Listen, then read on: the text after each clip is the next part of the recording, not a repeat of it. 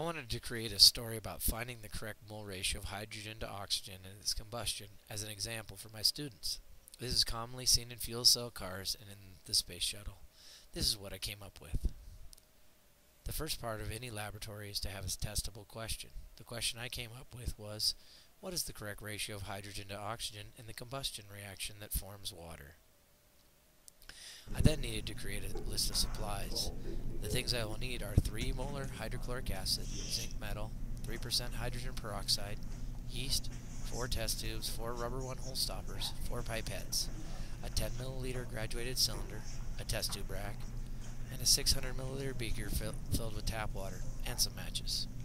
Once I've gathered all the supplies, I will then need to create a procedure to follow carefully. The first step is to create 4 gas collection tubes. Cut 4 pipettes at the top and bottom so that they are all the same size. Insert the ends of the pipettes into the stoppers. I will then place 2 pieces of zinc into 2 of the test tubes and the yeast suspension into the other 2. Are you talking to me? Challenging. Oh. He's talking to Go ahead.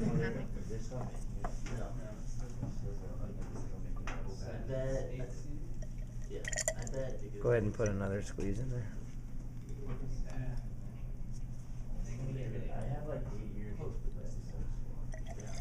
And just show it to me. Perfectly. Next, you will need to calibrate the gas collection bulb. The bulb I'm using are 4.8 milliliters, and they need to be divided into 6 equal increments of 0.8 milliliters by using the graduated cylinder. Mark the increments in permanent marker. Then you need to start generating hydrogen gas. Take one of the test tubes with zinc in it and fill it with 3 molar hydrochloric acid to within a centimeter of the rubber stopper.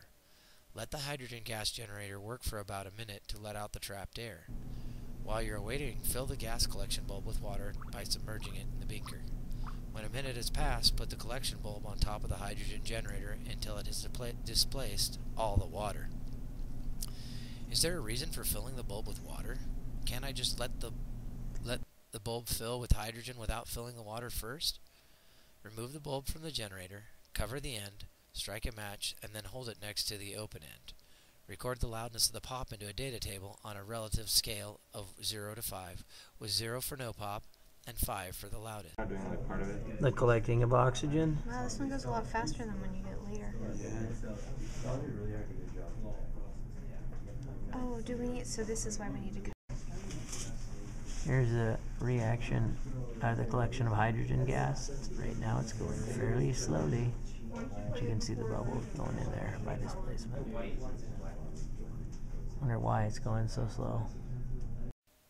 The next step is to test different mixtures of hydrogen and oxygen by filling them first with oxygen and then hydrogen in ratios of 1 part oxygen to 5 parts hydrogen, 2 parts oxygen to 2 parts hydrogen, 3 parts oxygen to 3 parts hydrogen, 4 parts oxygen and 2 parts hydrogen, and 5 parts oxygen to 1 part hydrogen. Make sure to record their relative pop loudness for each test in the data table. Okay, here is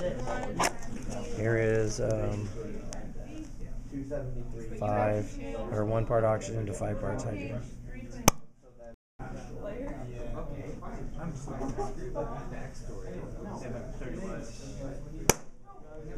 Three to 3. No, wait, what did it be times B2?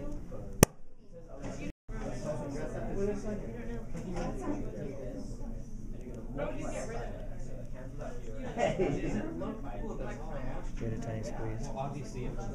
Just give it a little squeeze.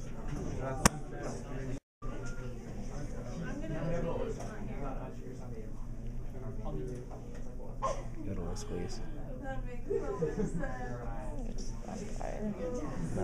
Okay.